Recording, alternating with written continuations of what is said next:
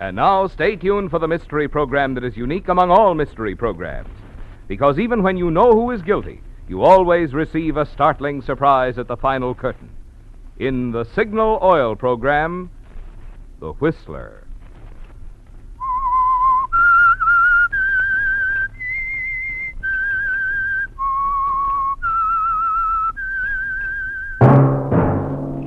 Signal, the famous Go Farther gasoline, invites you to sit back and enjoy another strange story by The Whistler.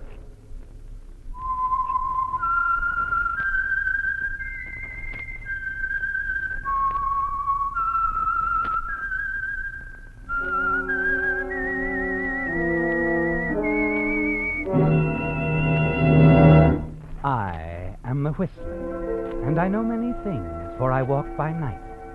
I know many strange tales hidden in the hearts of men and women who have stepped into the shadows. Yes, I know the nameless terrors of which they dare not speak. And now for the Signal Oil Company, The Whistler's strange story.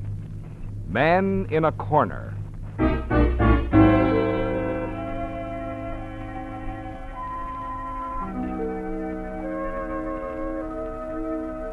It began with little things, didn't it, Vance? Yes, little bits of conversation that were cut short, abruptly changed whenever you appeared. Telephone calls that made you think of the old joke, if a man answers, hang up. Only it isn't any joke, is it, Vance?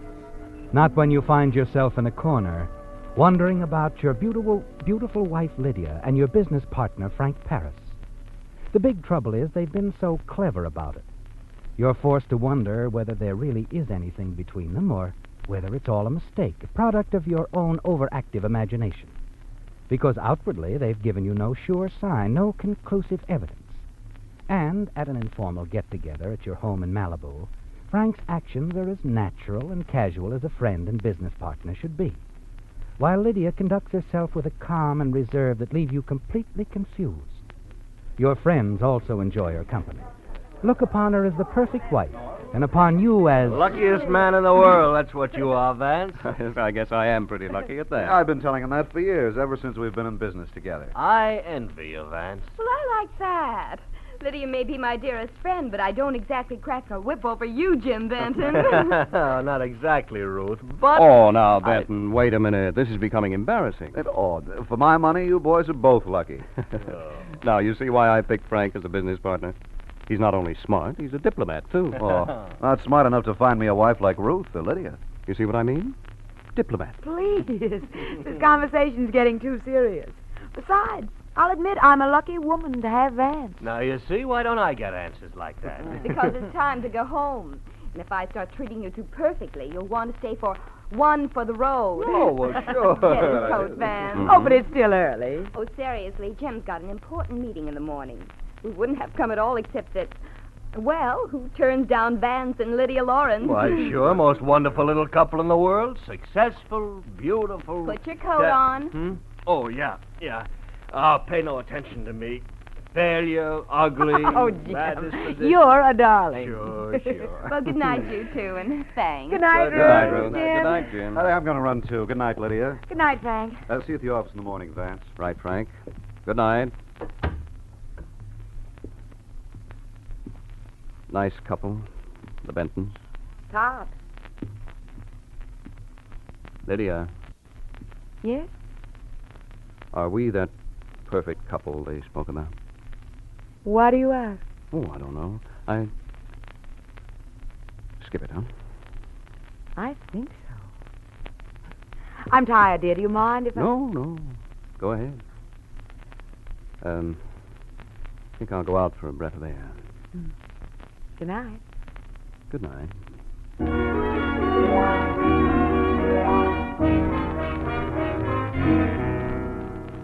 It's there, and it isn't. You wonder what to do about it, don't you, Vance? How to make sure, how to satisfy in your own mind what it's all about, if it's about anything at all. Walking along the beach alone, with only the roar of the surf for company, you get an idea. And the next time Lydia is in town, away from the beach house, you begin to carry out your plan. Where do you want the extension phone, Mr. Lawrence? Here in the workshop? Yes.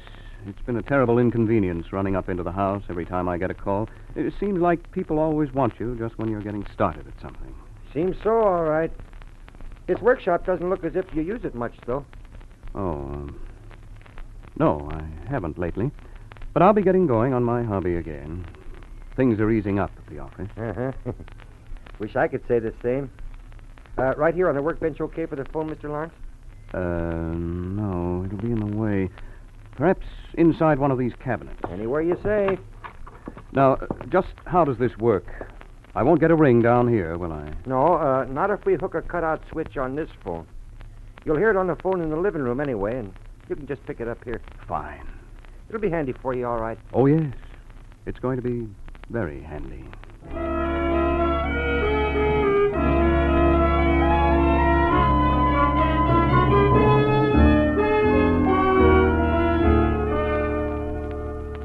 Going out again, Van? These nightly strolls seem to be becoming a habit. I won't be long, Lydia. About 12 minutes. You've almost hit a schedule. Really? Hmm? I wasn't aware. I guess that's about how long it does take me. I always walk down to the inlet and back. Well, suit yourself. I'm going to bed.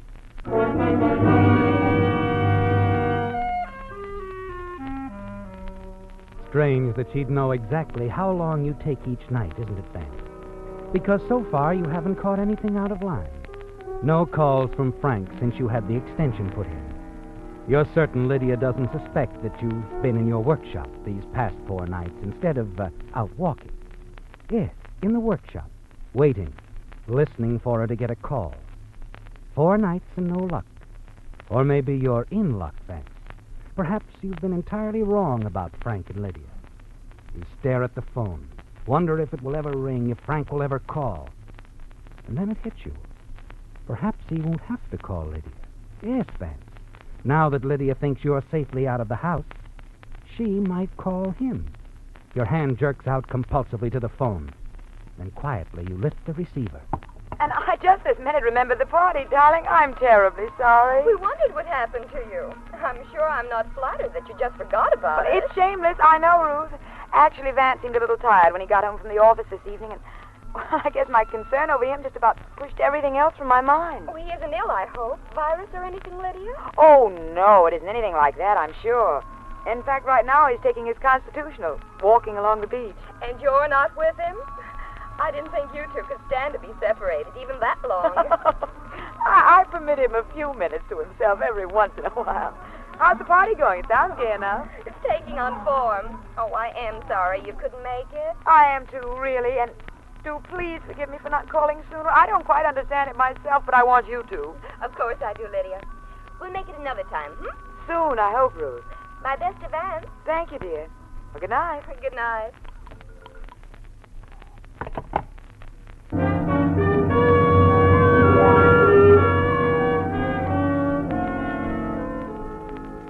You're embarrassed, aren't you, Vance? Almost ashamed that you eavesdropped on an innocent conversation between Lydia and Ruth Benton. And you wonder again if you've just imagined that a romantic attachment existed between your business partner, Frank, and your wife, Lydia. You think about it through the next day. Can't get the idea out of your mind. So once again, the following night, you leave Lydia for your nightly walk along the beach and take up your vigil instead by the extension phone in your workshop. You haven't been there long when... There it is. Lydia? Lydia? Yes, Frank. Oh, funny, I could have sworn... You alone? He's out walking on the beach. I told you it'd be safe. I'll just hang up if he comes back. What have you found out? I still haven't got anything we could use on him. I've gone over all our back records, tax statements, everything. No way you can find out about that deal in Miami. I know it was questionable. Yes, but unfortunately, he pulled that one before we became partners. If I could dig up something conclusive on that, you could tell him you're through, and I could tell him that his share of the business is mine, Or he'd go to jail. Chet? Frank, how long do we have to wait like this? Oh, Lydia, I'm as impatient as you are. I hate Vance every bit as much, but if we've nothing to nail... Well, maybe I could help. He pulled other crooked deals, too. Yeah, but all before I was in business with him. There's got to be proof, Lydia. We'll come out of this with nothing if we can't really threaten it. Nothing but each other. Yeah, I know, Lydia. I don't like this waiting. You're right, Frank. We must be practical. We should have many years together. We both like money. But let's not wait too long. Well, just long enough to get what we want. What we need. Mm-hmm. Evidence that'll force Vance to give you your freedom, and me, well, sole ownership of the business. You're cruel, darling. What? But you know, from you, I like it. Good night, Lydia. I won't call like this anymore. It's too risky. I hope you won't have to very long, darling. So do I. Goodbye. Bye. You're right, both of you. It is going to be goodbye.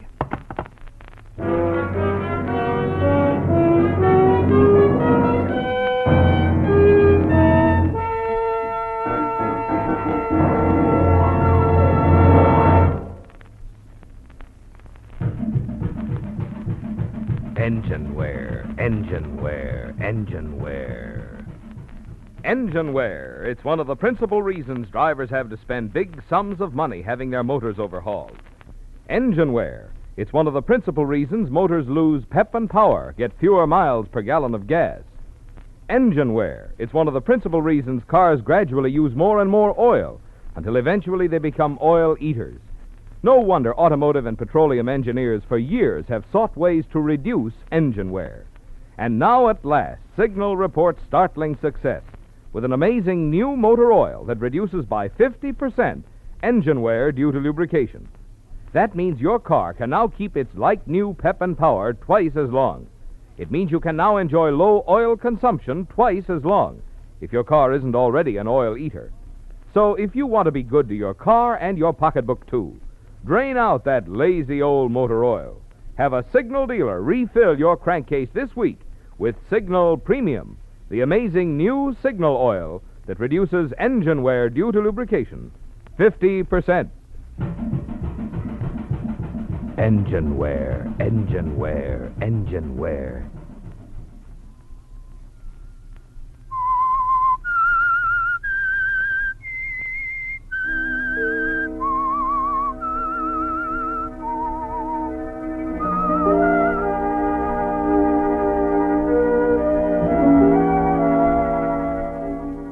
Well, Vance, you're in a terrible corner, aren't you? The phone extension you had installed has served its purpose. You finally discovered the truth about your wife, Lydia, and your partner, Frank Paris. And it's even worse than you'd imagined. Frank suspects about some of your past shady dealings, particularly one in Miami, Florida. If he can learn the facts, he'll be able to take more than Lydia away from you, won't he? Yes, he'll be able to force you to sign over your share of your mutual holdings. Only he hasn't any facts, and if you move fast enough, he'll never uncover them. Walking along the ocean front that very same evening, you get another inspiration. This one from a chance conversation with Lieutenant Matt Engel of the Sheriff's Squad. Hey. Hello, Lieutenant. Oh, it's you, Mr. Lawrence. What's the trouble? Sorry, Mr. Lawrence. We've just been edgy lately. You know, since that killer's been reported seen in the beach area. Killer?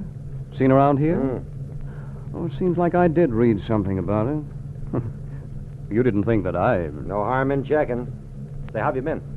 Fine. Fine, Lieutenant. Busy, you know, but... Lieutenant, you don't suppose there's anything to this report? Oh, could be. I didn't mean to worry you, though. I was thinking about my wife. Really, I shouldn't leave her alone in the house. Well, no, it isn't the best idea. And I've got to run up to San Francisco soon. I wouldn't want to think... Now, look, we patrol pretty carefully, you know. Oh, I know you do. But if anything happened to her... I'm sorry I even brought it up, Mr. Lawrence. Gosh, I've heard how you folks feel about each other, but... This prowler... If you hear any more, you'll let me know, won't you? Certainly. I appreciate your concern. But you can count on us. The boys are careful. Oh, I'm sure of it, Lieutenant. I know I can count on you. You've put my mind at ease already.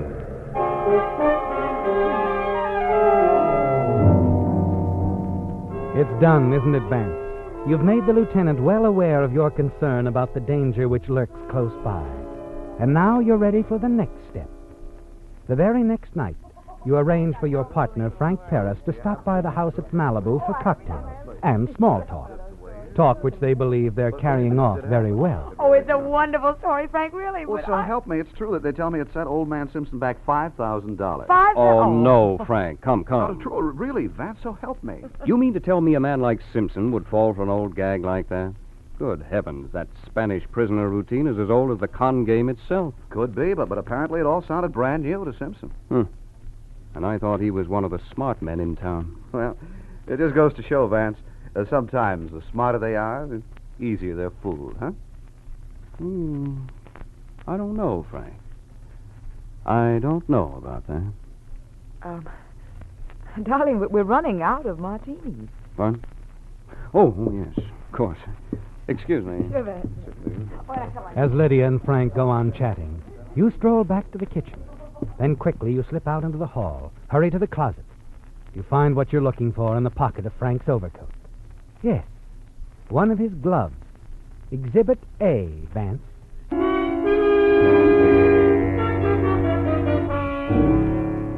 A few minutes later, you're back in the living room with more cocktails, sipping your drink.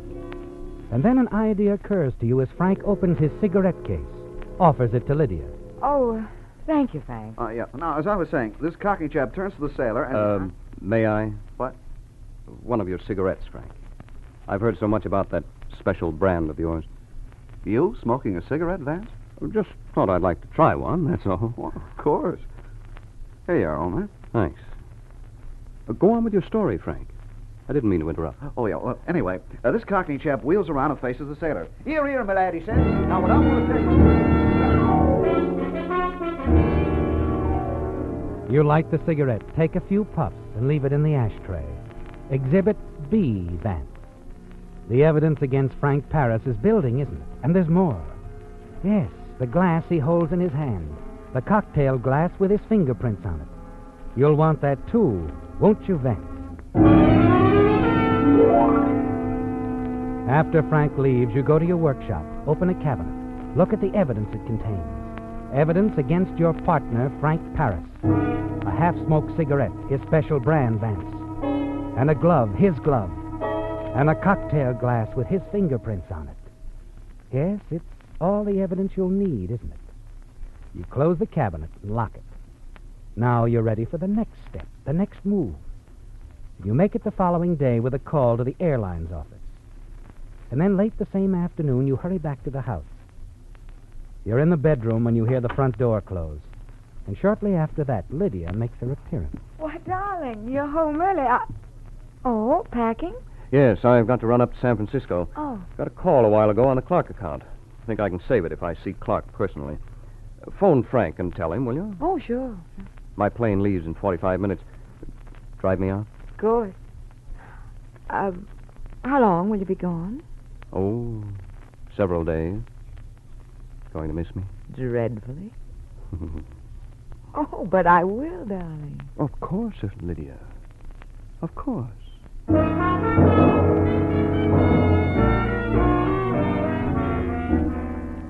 You board the plane at Burbank on schedule, and then you're airborne, arriving at the San Francisco airport a few minutes before 6. There, you immediately arrange for a reservation aboard the 8 o'clock plane back to Los Angeles. Then ride into town and register at the Willows Hotel. I'll have the boy take your bags up, Mr. Lawrence. Thank you. Oh, I want to leave a call for the morning, 10 o'clock. Very well, sir. I don't want to be disturbed until then. Yes, sir.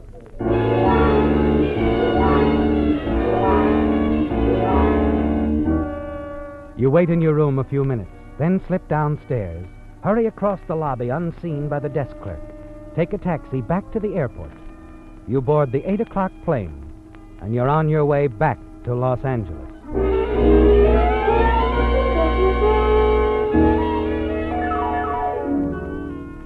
You take a taxi to a restaurant about 2 miles from your house at Malibu, pay the driver, and watch till he drives out of sight. Then you walk to your house. It's tedious, but it's safer, isn't it, Vance? As you approach the house, you see a light burning in the living room. Lydia is home, isn't she, Vance? As you knew she would be. You slip into the house through the workshop. I've tried to reach you since early evening, Frank. I wondered if you'd call. Oh, I had business with a client in Pasadena today. Ended up by letting him buy my dinner tonight. But what's the idea of calling me all evening, Lydia? Isn't that a little risky? Not when Vance is in San Francisco, darling. San Francisco? When? Why? He left on the late afternoon plane. Well, it's funny he didn't talk it over with me. Are you sure? Well, of course I am, Frank. I drove him out to the airport myself. Saw him get aboard the plane, even stayed to wave him out of sight. Well, that's strange. This isn't quite the reaction I expected you to have, darling. Oh, what do you mean? Well, aren't you coming over? Oh, well, sure. Sure I am, of course. I'll be there in about half an hour. That's better. And do stop worrying. I told you Vance is in San Francisco. Okay, but it still seems funny he didn't talk it over with me. Well, apparently it came suddenly, a call from some client up there. I can't remember the name. He said you weren't at the office. Oh, that's right. I was in Pasadena most of the afternoon. Well, then he couldn't have talked with you. You've heard enough, haven't you, Vance? The time has come. You hurry quietly to the living room. Wait outside the door until Lydia's completed her call. Then you step into the room. Vance, Surprised, Lydia? what are you doing here? I thought that you... It's all a trick, wasn't it? You've known all along. You've heard everything I said. Yes. I've known for some time, Lydia. All right. What are you going to do about it? I'm going to kill you, Lydia. Vance, don't be a fool. I have been a fool, Lydia. No! Vance, no!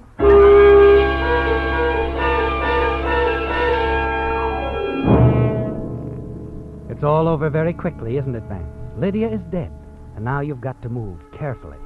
Arrange everything just as you'd planned it to throw suspicion on your partner, Frank Paris. The sound of the front doorbell startled you, doesn't it, Vance? You wonder who could be.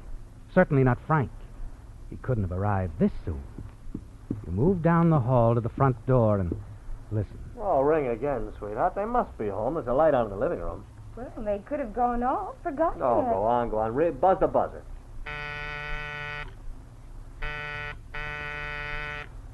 You recognize the voices, don't you, Vance? Yes, the Bentons, friends of Lydia's. They would have to pick this night to come calling. Maybe they went down to the grotto for dinner, huh? Vance usually likes to eat out on Fridays. I hadn't thought of that. Suppose we could go down there. Well, let's see. No, it's almost 10 o'clock. We should be back soon. Well, let's wait a while. Okay. But let's wait in the car, huh? It's cold out here. All right. Come on. You step to the side window and watch the Bentons get back into their car parked in the driveway. You stand in the darkened hallway and wait. 5 minutes. 10. And then finally...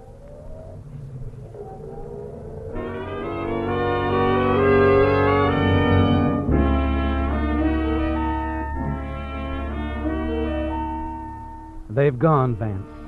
You hurry downstairs to the workshop, unlock the cabinet, remove the cocktail glass, the cigarette, and the glove. Back in the living room, you push the glove in between the sofa pillows, drop the cigarette into an ashtray, and place the glass on the end table. Then you proceed to disarrange the furniture, evidence of a struggle. That's important, too, isn't it, Vance? It takes you some time to set the scene perfectly. Finally, you're satisfied. That should do it, Lydia. That should take care of your darling Frank very well. Very well indeed.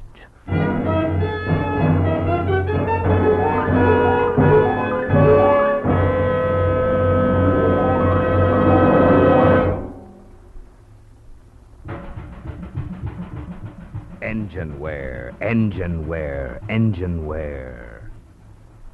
Is engine wear causing your expensive motor to wear out twice as fast as necessary? It is if you're still using lazy motor oils that merely lubricate. Here's what I mean. In amazing new Signal Premium Motor Oil, special properties are engineered into the oil through the marvels of modern chemistry. As a result, new Signal Premium not only reduces engine wear due to lubrication 50%, but also protects your motor in all these important extra ways. 1, keeps oil rings clean and free. 2, controls and reduces harmful engine deposits, such as carbon, gum, and varnish. 3, prevents sticking of hydraulic valve lifters. 4, stops acid corrosion and rust. Best of all, new Signal Premium Motor Oil gives you all this extra protection at no increase in price. Good reason to get your next oil change at a Signal service station. Change this week to the amazing new Signal oil that reduces engine wear due to lubrication 50%. Engine wear, engine wear, engine wear.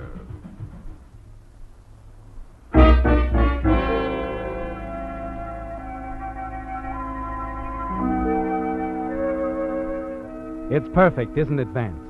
Yes, you've carefully set the scene to trap your partner, Frank Paris, for the murder of your wife. Now all you have to do is catch a plane back to San Francisco, slip back into your hotel. You look over the living room once more to make certain that everything is just as you want it to be. And as you do, an idea occurs to you. The cocktail glass, Vance.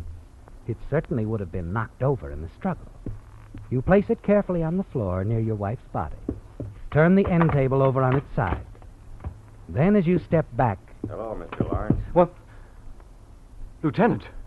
Thought you were in San Francisco. Well, I was. Well, you see, Lieutenant... Save your breath, Mr. Lawrence.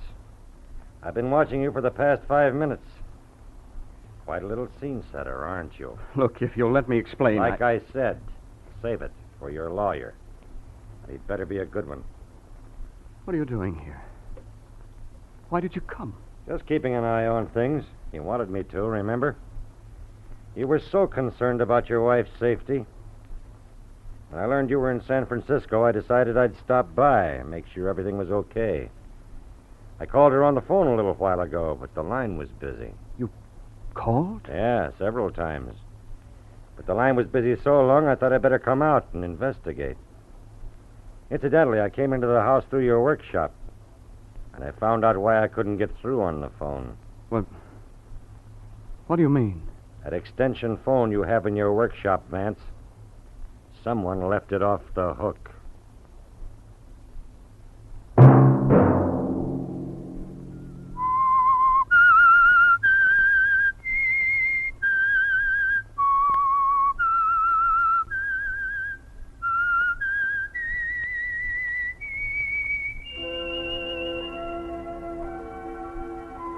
Let that whistle be your signal for the Signal Oil program, The Whistler, each Sunday night at the same time. Signal Oil Company has asked me to remind you that you get the most pleasure out of driving when you drive at sensible speeds, observe traffic regulations, and don't take chances. You may even save a life, possibly your own.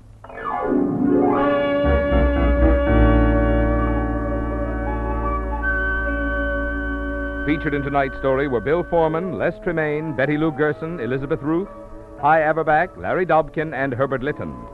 The Whistler was produced and directed by George W. Allen, with story by Joel Malone, music by Wilbur Hatch, and was transmitted to our troops overseas by the Armed Forces Radio Service. The Whistler is entirely fictional, and all characters portrayed on The Whistler are also fictional. Any similarity of names or resemblance to persons living or dead is purely coincidental. Remember to tune in at the same time next Sunday, when the Whistler will tell you how the strange things a young boy sees on his first train trip alone help solve a murder. Marvin Miller speaking for the Signal Oil Company. Stay tuned now for Our Miss Brooks, starring Eve Arden, which follows immediately over most of these stations. This is CBS, the Columbia Broadcasting System.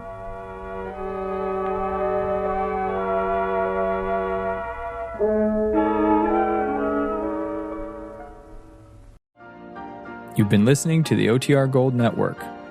Find more classic radio at otrgold.com.